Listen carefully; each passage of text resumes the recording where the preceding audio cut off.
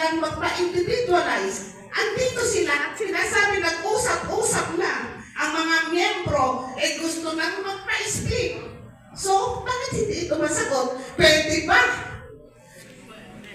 Batay doon sa rules ng AO2 na i-proceed yung parcelization ng lupa. Tinatanong niya sa akin kung totoo yung usapan na yung CDA at saka ng DAR. Nga sinasabi ko, hindi ako privy at hindi ako aware.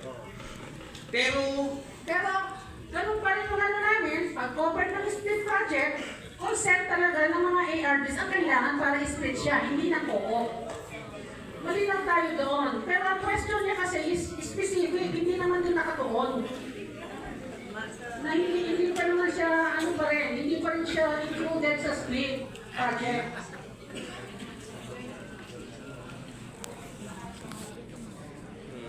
Oo nga po, pero hindi pa siya included sa split project.